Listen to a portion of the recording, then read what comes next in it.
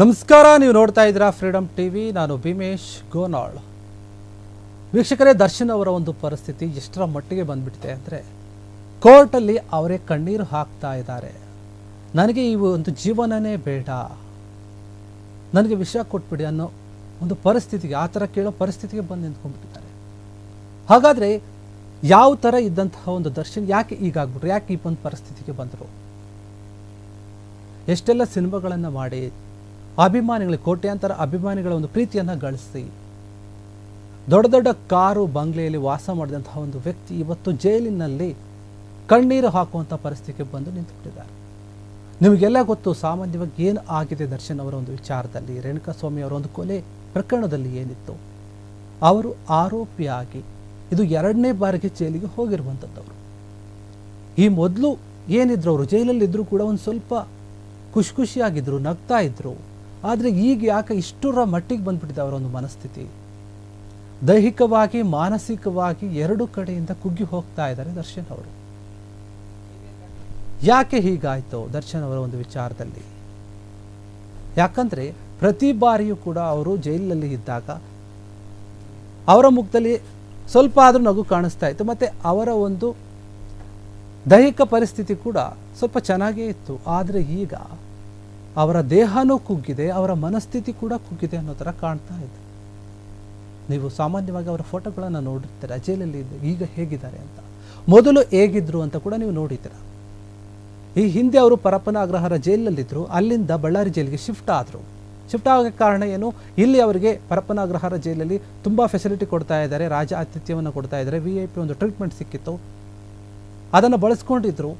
ಮಗ್ಗನ ಹಿಡ್ಕೊಂಡು ಸಿಗರೇಟನ್ನು ಸೇರಿಕೊಂಡು ಕೆಲವೊಬ್ಬರ ಜೊತೆ, ರೌಡಿ ಶೀಟರ್ಗಳ ಜೊತೆ ಕೂತ್ಕೊಂಡು ಇವರು ಚೆನ್ನಾಗಿದ್ದಾರೆ, ಸುಖವಾಗಿದ್ದಾರೆ ಅನ್ನೋ ರೀತಿ ಒಂದು ಆರೋಪ ಬಂದಿತ್ತು. ವಿಡಿಯೋ, ಅದು ಒಂದು ಇಮೇಜ್ ವೈರಲ್ ಆಗಿತ್ತು. ಅದಕ್ಕೆ ಅವ್ರನ್ನ ಬಳ್ಳಾರಿ ಜೈಲಿಗೆ ಶಿಫ್ಟ್ ಮಾಡಿದ್ರು. ಬಳ್ಳಾರಿ ಜೈಲಿಗೆ ಹೋದಾಗ ಕೂಡ ದರ್ಶನ್ ಅವರು ಒಂದು ರೀತಿಗೆ ಅಲ್ಲಿ ಕೂಡ ಸ್ವಲ್ಪ ಚೆನ್ನಾಗೇ ಇದ್ರು ಅಂತ ಅನಿಸುತ್ತೆ. ಯಾಕಂತಂದರೆ ಅವ್ರನ್ನ ನೋಡೋಕ್ಕೆ ಬಂದಾಗ ದರ್ಶನ್ ಹೊರಗಡೆ ಬ್ಯಾಗ್ ಹಿಡ್ಕೊಂಡು ಬರ್ತಾ ಇದ್ರು. ನೀವು ನೋಡಿರ್ತೀರ, ಗಮನಿಸಿರ್ತೀರ ಆ ಒಂದು ವಿಡಿಯೋಗಳನ್ನು. ನಗ್ತಾನೆ ಬರ್ತಾ ಇದ್ರು. ಅಭಿಮಾನಿಗಳು ಯಾರಾದರೂ ಕೂಗಿದ್ರೆ ಅವರಿಗೆ ಹಾಯ್ ಮಾಡುವಂಥ, ಒಂದು ಸನ್ನೆ ಮಾಡುವಂಥ, ನಗುವಿನ ಮೂಲಕ ಸನ್ನೆ ಕೊಡುವಂಥ ಒಂದು ಕೆಲಸವನ್ನು ಕೂಡ ಮಾಡ್ತಾ ಇದ್ರು. ಆದರೆ ಈಗ ಅವರ ಪರಿಸ್ಥಿತಿ ಹಾಗಿಲ್ಲ. ಜೈಲಲ್ಲಿ ಕಣ್ಣೀರು ಹಾಕ್ತಾ ಇದ್ದಾರೆ. ನನಗೆ ಜೈಲಲ್ಲಿ ಸರಿಯಾದ ವ್ಯವಸ್ಥೆ ಇಲ್ಲ, ಅನುಕೂಲ ಇಲ್ಲ, ನನಗೆ ಅಲ್ಲಿ ಇರೋಕ್ಕಾಗ್ತಾ ಇಲ್ಲ, ನನಗೆ ವಿಷಾನ ಕೊಟ್ಬಿಡಿ, ಜೈಲು ನನಗೆ ನರಕ ಅನಿಸ್ತಾ ಇದೆ, ಈ ಜೈಲು ನರಕ ಸಹಿಸೋಕೆ ನನಗೆ ಆಗ್ತಾ ಇಲ್ಲ. ಅಷ್ಟರ ಮಟ್ಟಿಗೆ ಅವ್ರ ಮನಸ್ಸಿಗೆ ನೋವಾಗಿರುವಂಥದ್ದು. ಇವರು ಹೊರಗಡೆ ಇದ್ದಾಗ ಯಾವ ರೀತಿ ಆಗಿದ್ರು, ಎಷ್ಟು ಚೆನ್ನಾಗಿ ಬದುಕಿದ್ರು, ಐಷಾರಾಮಿ, ಕಾರು, ಬಂಗ್ಲೆ, ಜೀವನ, ಹೆಸರು, ದುಡ್ಡು, ಅಭಿಮಾನಿಗಳು ಎಲ್ಲ ಕೂಡ ಇತ್ತು ದರ್ಶನ್ಗೆ. ಆದರೆ ಈ ಪರಿಸ್ಥಿತಿಗೆ ಬರೋಕ್ಕೆ ಕಾರಣ ಏನು? ದರ್ಶನ್ ಅವರು ಮಾಡಿಕೊಂಡಂತಹ ಒಂದು ಎಡವಟ್ಟ ಅಥವಾ ಬೇರೆಯವರು ಮಾಡಿದ್ರಿಂದ ಇವರಿಗೆ ಈ ಪರಿಸ್ಥಿತಿ ಬಂತ? ಇನ್ನೂ ಕೂಡ ಗೊತ್ತಾಗ್ತಿಲ್ಲ. ಆರೋಪಿಯಾಗಿದ್ದಾರೆ ಅಷ್ಟೇ, ಅಪರಾಧಿ ಅಂತ ಏನೂ ಅಲ್ಲ, ಜಸ್ಟ್ ಆರೋಪಿ. ಈಗ ಅವರು ಈ ಒಂದು ಪ್ರಕರಣ ಸಾಬೀತು ಆಗೋ ತನಕ ಹಾಗಾದ್ರೆ ದರ್ಶನ್ ಅವರು ಜೈಲಲ್ಲೇ ಇರಬೇಕಾಗುತ್ತಾ? ನನಗೆ ಸುಮ್ಮನೆ ಹೀಗೆ ಟಾರ್ಚರ್ ಕೊಡೋ ಬದಲು ನನ್ನನ್ನು ಸಾಯಿಸ್ಬಿಡಿ ಅಂತ ಅವರ ಬಾಯಿಂದನೇ ಬರ್ತಾ ಇರುವಂಥ ಮಾತುಗಳು ಇವೆಲ್ಲ. ನಾವೇನು ಸುಮ್ಮನೆ ಹೇಳ್ತಾ ಇಲ್ಲ, ಕೋರ್ಟ್ನಲ್ಲಿ ಹೇಳಿರುವಂಥ ಮಾತುಗಳು. ದರ್ಶನ್ ಅವರ ಮನಸ್ಥಿತಿ, ಅವ್ರಿಗೆ ಎಷ್ಟು ನೋವಾಗಿದೆ ಈ ಒಂದು ವಿಚಾರದಲ್ಲಿ. ವಿಷ ಕೊಟ್ಬಿಡಿ, ನಾನು ತಗೊಂಡು ಸತ್ತೋಗ್ಬಿಡ್ತೀನಿ, ಬೇಡ ನನಗೆ ಒಂದು ಈ ಜೀವನ. ಕಟಕಟಿಯಲ್ಲಿ ಈ ರೀತಿಯಾಗಿ ಮಾತನಾಡ್ತಾ ಭಾವುಕರಾಗಿ ಜಡ್ಜ್ ಮುಂದೆ ಹೇಳ್ಕೊಂಡಿರುವಂಥದ್ದು ದರ್ಶನ್ ಅವರು. ಸ್ವಾಮಿ, ನನಗೆ ಇಷ್ಟೊಂದು ನೋವಾಗ್ತಾ ಇದೆ ಅಂತ. ದರ್ಶನ್ ಅವರ ಒಂದು ಕರ್ಮ ಅನ್ನೋದೇನಿರುತ್ತೆ ಅದು ಯಾರನ್ನೂ ಸುಮ್ಮನೆ ಬಿಡಲ್ಲ ಅಂತ ಹೇಳುತ್ತೆ. ಎಲ್ಲೋ ಇವರು ತಪ್ಪು ಮಾಡಿದ್ರೋ ಇಲ್ವೋ ಗೊತ್ತಿಲ್ಲ, ಅಥವಾ ಅದಕ್ಕೆ ಸಹಕರಿಸಿದ್ರೋ ಇಲ್ಲ ಗೊತ್ತಿಲ್ಲ. ಆದರೆ ದರ್ಶನ್ ಅವರನ್ನ ಸಂಕಟಗಳು, ನೋವುಗಳು ಹುಡುಕಿಕೊಂಡು ಬರ್ತಾನೇ ಇದೆ. ಜೈಲಿಗೆ ಹೋಗಿದ್ರು, ಜಾಮೀನು ಮೇಲೆ ಹೊರಗೆ ಬಂದರು, ಸ್ವಲ್ಪ ಚೆನ್ನಾಗಿದ್ರು, ಶೂಟಿಂಗಲ್ಲೆಲ್ಲ ಮಾಡ್ಕೊಂಡು ಬಂದರು, ಬೇರೆ ಬೇರೆ ದೇಶಗಳಿಗೆ ಹೋಗಿದ್ರು, ಚೆನ್ನಾಗೇ ಇತ್ತು ಒಂದು ರೀತಿಗೆ. ಮತ್ತೆ ಆಮೇಲೆ ಮತ್ತೆ ಸಂಕಷ್ಟ ಬಂದಿತ್ತು. ಈಗ ಜೈಲು 2ನೇ ಬಾರಿಗೆ ಜೈಲಲ್ಲಿರುವಂಥದ್ದು. ಅವ್ರು ಹೇಳ್ತಾರೆ, ಜೈಲಲ್ಲಿ ನನಗೆ ಕನಿಷ್ಠ ಸವಲತ್ತು ಕೂಡ ಸಿಗ್ತಾ ಇಲ್ಲ. ಬೇರೆ ಬೇರೆ ಕೈದಿಗಳಿಗೆ ಏನು ಕೊಡ್ತಾ ಇದ್ದಾರೆ ಆ ಸೌಲಭ್ಯ ಕೂಡ ನನಗೆ ಸಿಗ್ತಾ ಇಲ್ಲ. ಈ ಹಿಂದೆ ಅವರಿಗೆ VIP ಟ್ರೀಟ್ಮೆಂಟ್ ಇತ್ತು. 2ನೇ ಬಾರಿಗೆ ಸುಪ್ರೀಂ ಕೋರ್ಟ್ ಏನೋ ಒಂದು ಆದೇಶವನ್ನು ಕೊಡ್ತು, ಯಾವುದೇ ರೀತಿ VIP ಟ್ರೀಟ್ಮೆಂಟನ್ನು ಕೊಡಬೇಡಿ, ಸಾಮಾನ್ಯ ಕೈದಿಗಳಿಗೆ ಕೊಡುವಂತಹ ಒಂದು ಸವಲತ್ತುಗಳನ್ನು ಕೊಡಿ ಅಂತ ಹೇಳ್ತು. ಅದೇ ರೀತಿಯಾಗಿ ಅಲ್ಲಿನ ಅಧಿಕಾರಿಗಳು ಶಿಸ್ತಾಗಿ ನಡ್ಕೊಂಡ್ರು. ದಯಾನಂದ್ ಅವರು ಈ ಒಂದು ಜೈಲಿನ ಮುಖ್ಯಸ್ಥರಾಗಿ, ನಿರ್ದೇಶಕರಾಗಿ ಇರುವಾಗ ಹೀಗಾಗ್ತಾ ಇದೆಯಾ ಏನಂತ ಒಂದು ಗೊತ್ತಾಗ್ತಿಲ್ಲ. ಆದರೆ ದರ್ಶನ್ ಅವರು ಹೇಳ್ಕೊಂಡಿದ್ದಾರೆ, ಒಂದು ಬೆಡ್ಶೀಟ್ ಕೂಡ ನನಗೆ ಕೊಡ್ತಾ ಇಲ್ಲ, ಕೊಡಿ ಅಂದರೆ ನನಗೆ ಕೊಡ್ತಾ ಇಲ್ಲ, ನಾನು ಕೇಳ್ತಾ ಇದ್ದೀನಿ. ಒಂದು ತಲೆದಿಂಬು ಕೂಡ ನನಗೆ ಕೊಡ್ತಾ ಇಲ್ಲ ಸ್ವಾಮಿ. ನನ್ನನ್ನು ಜೈಲು ಸಿಬ್ಬಂದಿ ಕನಿಷ್ಠವಾಗಿ ನೋಡ್ತಾ ಇದ್ದಾರೆ, ತುಂಬ ಕೀಳಾಗಿ ನೋಡ್ತಾ ಇದ್ದಾರೆ. ಸಾಮಾನ್ಯ ಕೈದಿಗಳಿಗಿಂತ ಇನ್ನೂ ನನ್ನ ಕೀಳಾಗಿ ನೋಡ್ತಾ ಇದ್ದಾರೆ. ಜೈಲು ಕೋಣೆಯಿಂದ ಹೊರಗೆ ಬಿಡೋಕ್ಕೆ ನನ್ನ ಬಿಡ್ತಾ ಇಲ್ಲ. ನಾನೇನು ಮಾಡಬೇಕು? ಸೂರ್ಯನ ದರ್ಶನ ಮಾಡಿ, ಸೂರ್ಯನ ಒಂದು ದರ್ಶನ ಮಾಡಿ ಎಷ್ಟೋ ದಿನ ಆಗ್ಬಿಟ್ಟಿದೆ. ನಾನು 4 ಗೋಡೆಗಳ ಮಧ್ಯೆನೇ ಕೊರಗ್ತಾ ಇದ್ದೀನಿ. ನನಗೆ ಈ 4 ಗೋಡೆ ಬಿಟ್ಟರೆ ಬೇರೆ ಏನೂ ಇಲ್ಲ. ಯಾರನ್ನೂ ನಾನು ಭೇಟಿ ಮಾಡೋಕ್ಕಾಗ್ತಾ ಇಲ್ಲ, ಹೊರಗಡೆ ಬರೋಕ್ಕಾಗ್ತಿಲ್ಲ, ವಾಕಿಂಗ್ ಮಾಡೋಕ್ಕಾಗ್ತಿಲ್ಲ, ಸಾಮಾನ್ಯ ಕೈದಿಗಳ ಜೊತೆ ಮಾತಾಡೋಕ್ಕಾಗ್ತಾ ಇಲ್ಲ ನನಗೆ ಅಂತ ಹೇಳ್ತಾ ಇರುವಂಥದ್ದು. ಯಾಕೆ ನನಗೆ ಇಷ್ಟು ಟಾರ್ಚರನ್ನು ಮಾಡ್ತಾ ಇದ್ದೀರಿ ಅಂತ ಹೇಳ್ಬಿಟ್ಟು ದರ್ಶನ್ ಕಣ್ಣೀರು ಹಾಕಿರುವಂಥದ್ದು. ಬೇಡ್ಕೊತಾ ಇದ್ದಾರೆ ದರ್ಶನ್.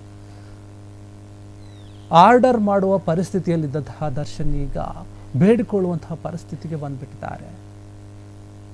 ಹೇಗಿದ್ರು ಒಂದಾನೊಂದು ಕಾಲದಲ್ಲಿ ಅವ್ರು ಹೇಳ್ತಾ ಇದ್ರು, ನಾನು ಲೈಟ್ ಬಾಯ್ ಆಗಿ ಕೆಲಸ ಮಾಡಿ ಬೆಳ್ಕೊಂಡು ಬಂದು ಈ ಮಟ್ಟಕ್ಕೆ ಬಂದು ನಿಂತಿದ್ದೀನಿ.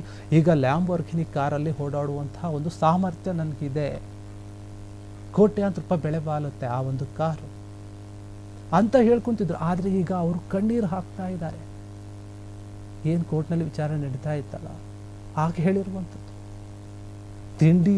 ತಿಂಡಿ ಸರಿಯಾಗಿಲ್ಲ, ನನಗೆ ಮಲಗೋಕೆ ಆಗ್ತಾ ಇಲ್ಲ, ಮಲಗಿ ನನಗೆ ಅನಾರೋಗ್ಯ ಆಗ್ತಾ ಇದೆ, ನನ್ನ ಕೈಗೆ ಫಂಗಸ್ ಇನ್ಫೆಕ್ಷನ್ ಆಗಿದೆ ಸ್ವಾಮಿ, ಗಾಯ ಕೂಡ ಆಗಿದೆ ನನಗೆ, ಅದನ್ನು ಯಾರೂ ತಲೆ ಕೆಡಿಸ್ಕೊಳ್ತಾ ಇಲ್ಲ. ವೈದ್ಯರು ಸಹ ನನಗೆ ಸರಿಯಾಗಿ ಒಂದು ಟ್ರೀಟ್ಮೆಂಟನ್ನು ಕೊಡ್ತಾ ಇಲ್ಲ. ಪರಪನಾಗ್ರಹಾರ ಜೈಲು ನನಗೆ ಅಕ್ಷರಶಃ ಒಂದು ನರಕ ಆಗ್ಬಿಟ್ಟಿದೆ. ನರಕದಲ್ಲಿ ಇರೋದಕ್ಕಿಂತ ನಾನು ಸಾಯೋದ ಮೇಲು. ಅದಕ್ಕೆ ನನಗೆ ಒಂಚೂರು ವಿಷ ಕೊಟ್ಬಿಡಿ, ನೀವೇ ನಿಮ್ಮ ಕೈಯಾರ ಕೊಟ್ಬಿಡಿ, ನಾನು ಸಾಯ್ತೀನಿ ಹೀಗಂತ ಜಡ್ಜ್ ಮುಂದೆ ಕಣ್ಣೀರು ಹಾಕ್ತಾ ಗೊಳೋ ಅಂತ ಹೇಳ್ತಾ ದರ್ಶನ್ ಬೇಡ್ಕೊಳ್ತಾ ಇದ್ದಾರೆ ಅಂತಂದರೆ ಇದು ಅಭಿಮಾನಿಗಳಿಗೆ, ಅವರ ಒಂದು ಅಭಿಮಾನಿಗಳಿಗೆ ಎಷ್ಟು ನೋವಾಗಬಹುದು. ಒಬ್ಬ ಅವರ ಇಷ್ಟಪಡುವಂತಹ ನಟ, ಅಭಿಮಾನಿಸುವಂತಹ ಒಬ್ಬ ನಟ ಈ ಪರಿಸ್ಥಿತಿಗೆ ಬಂದಿದ್ದಾರೆ ಅಂದರೆ ನಿಜವಾಗಿಯೂ ಅವರು ತಪ್ಪು ಮಾಡಿದ್ದಾರೆ ಇಲ್ವಾ ಇನ್ನೂ ಯಾರಿಗೂ ಗೊತ್ತಿಲ್ಲ. ಆದರೆ ಆರೋಪಿ ಆಗಿರುವಾಗಲೇ ಇವರು ಇಷ್ಟೊಂದು ಕಷ್ಟ ಅನುಭವಿಸ್ತಾ ಇದ್ದಾರೆ ಅಂತಂದರೆ ದರ್ಶನ್ ಒಂದು ಮನಸ್ಥಿತಿ ಹೇಗೆ ಬಂದ್ಬಿಟ್ಟಿದೆ ಅಂದರೆ ಬದುಕೋದೇ ಬೇಡ ಅಂತ ಬಂದ್ಬಿಟ್ಟಿದೆ. ದರ್ಶನ್ ಅವರ ಒಂದು ಫ್ಯಾನ್ಸ್ ಏನಿದ್ದಾರೆ ಅವರು ಕೂಡ ಕುಗ್ಗಿ ಹೋಗ್ತಾ ಇದ್ದಾರೆ ಎಲ್ಲೋ ಒಂದು ಕಡೆ. ನಮ್ಮ ಒಂದು ನಟನಿಗೆ ಹಿಂಗೆ ಆಗ್ಬಿಡ್ತಲ್ಲ ಅಂತ ದರ್ಶನ್ ಪರಿಸ್ಥಿತಿಯನ್ನು ಕಂಡು ಮರುಗ್ತಾ ಇದ್ದಾರೆ ಫ್ಯಾನ್ಸ್, ಕಣ್ಣೀರು ಹಾಕ್ತಾ ಇದ್ದಾರೆ. ಅಯ್ಯೋ ನಮ್ಮ ಬಾಸ್ಗೆ, ನಮ್ಮ ಹೀರೋಗೆ ಇದೆಂಥ ಪರಿಸ್ಥಿತಿ ಬಂದ್ಬಿಡ್ತಪ್ಪ, ಯಾಕೆ ಹೀಗೆ ನಮ್ಮ ಬಾಸ್ಗೆ ನೀವು ಟಾರ್ಚರ್ ಕೊಡ್ತಾ ಇದ್ದೀರಿ ಅಂತ ಅವರು ಮಾತನಾಡ್ತಾ ಇದ್ದಾರೆ. ಜೈಲು ಅಧಿಕಾರಿಗಳ ವಿರುದ್ಧ ಕೋಪ ಮಾಡ್ಕೋತಾ ಇದ್ದಾರೆ. ಬಟ್ ಯಾರೇ ಏನೇ ಕೋಪ ಮಾಡಿಕೊಂಡ್ರು ಕಾನೂನು ಅನ್ನೋದು ಎಲ್ರಿಗೂ ಒಂದೇ. ಒಂದು ವಿಚಾರದಲ್ಲಿ ಅವ್ರಿಗೇನಾದರೂ ಆರೋಪ ಕೇಳಿ ಬಂದಾಗ ಅವರನ್ನು ವಿಚಾರಣೆ ಮಾಡೋದು, ಕೋರ್ಟ್ನ ಆದೇಶದಂತೆ ಪಾಲಿಸೋದು ಎಲ್ಲರೂ ಕೂಡ ಕರ್ತವ್ಯ. ಒಬ್ಬ ಸಾಮಾನ್ಯ ವ್ಯಕ್ತಿ ಆಗಲಿ ಅಥವಾ ಸೆಲೆಬ್ರಿಟಿ ಆಗಲಿ, ಯಾವುದೋ ಒಂದು ರಾಜಕಾರಣಿಗಳು ಯಾರೇ ಆದರೂ ಕೂಡ ಕೋರ್ಟ್ನ ಆದೇಶವನ್ನು ಪಾಲಿಸಬೇಕು. ಆದೇಶದಂತೆ ಅಧಿಕಾರಿಗಳು ನಡ್ಕೊಳ್ತಾ ಇದ್ದಾರೆ. ಆದರೆ ಈ ಹಿಂದೆ ವೈಭವದಲ್ಲಿ ಮೆರೆದಿದ್ದಂತಹ, ತಾನು ಬೇಕನ್ನಿಸಿದ್ದನ್ನು ತಗೊಳ್ತಿದ್ದಂತಹ, ಏನು ಬೇಕದು ತಿನ್ನಕ್ಕೆ ಎಲ್ಲಿಗೆ ಬೇಕಲ್ಲಿಗೆ ಹೋಗ್ತಾ ಇದ್ರು. ಆದರೆ ಈಗ ಅದು ಏನೂ ಇಲ್ಲ. ಕನಿಷ್ಠ ಪಕ್ಷ ಒಂದು ತಿಂಡಿಗೂ ಬೇಡ್ಕೋಬೇಕು, ಒಂದು ಬೆಡ್ಶೀಟ್ಗೂ ಬೇಡ್ಕೋಬೇಕು, ದಿಂಬಿಗೂ ಬೇಡ್ಕೋಬೇಕು, ನನ್ನ ಹೊರಗೆ ಬಿಡಿ ಅಂತ ಕೂಡ ಬೇಡ್ಕೋಬೇಕು, ಅಂಗಲಾಚಬೇಕು ಅಂತ ಪರಿಸ್ಥಿತಿಗೆ ಬಂದು ನಿಂತ್ಬಿಟ್ರಲ್ಲ. ಇದೆಂಥ ಒಂದು ಕೆಟ್ಟ ಸಮಯ ದರ್ಶನ್ ಅವ್ರದ್ದು ಅಂತ.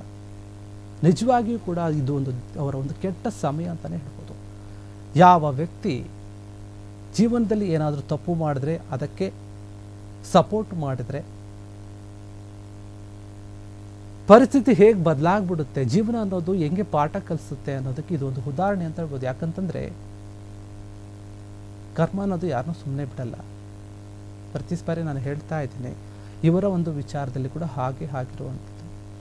ತುಂಬ ಚೆನ್ನಾಗಿದ್ದ ವ್ಯಕ್ತಿ ತುಂಬ ಕೆಳಮಟ್ಟಕ್ಕೆ ಬಂದು ಈ ಥರ ಆಗ್ತಾನೆ ಅನ್ನೋದಕ್ಕೆ ಇದೊಂದು ಉದಾಹರಣೆ.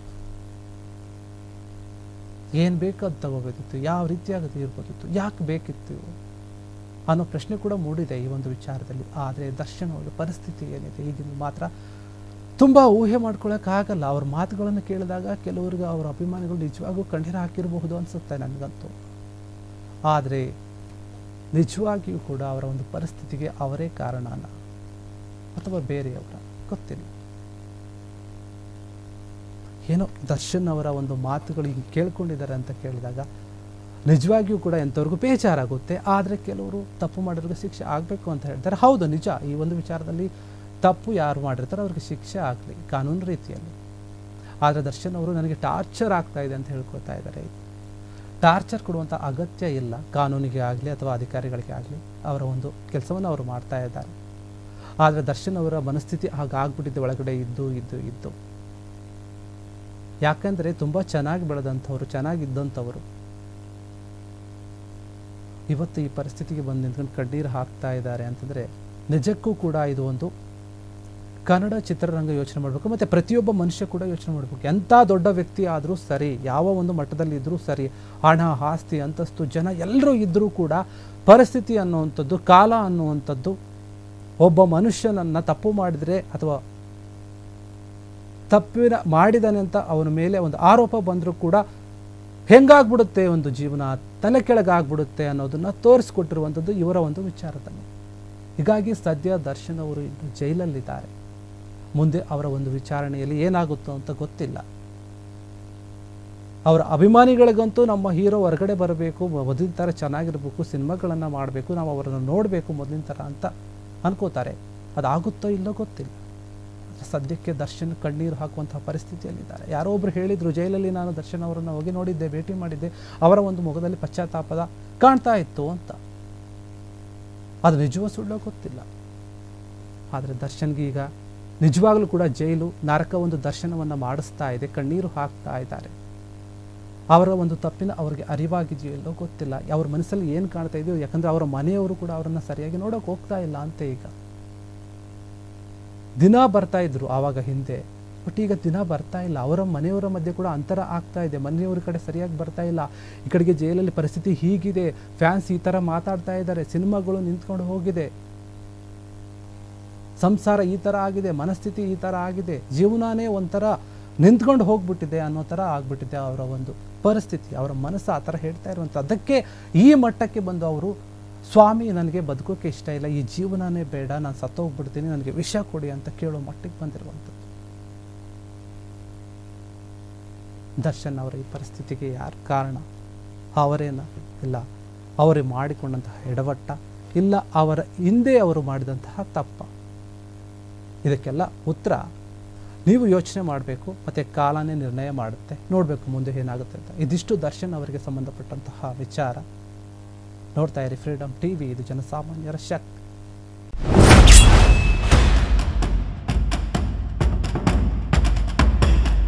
ಕ್ಷಣ ಕ್ಷಣದ ಸುದ್ದಿಗಳಿಗಾಗಿ ಫ್ರೀಡಮ್ ಟಿವಿ ಸಬ್ಸ್ಕ್ರೈಬ್ ಮಾಡಿ, ಲೈಕ್ ಮಾಡಿ ಹಾಗೂ ಫಾಲೋ ಮಾಡಿ. ಹೊಸ ಸುದ್ದಿಗಳ ನೋಟಿಫಿಕೇಶನ್ಗಾಗಿ ಬೆಲ್ ಐಕಾನ್ ಮೇಲೆ ಕ್ಲಿಕ್ ಮಾಡಿ.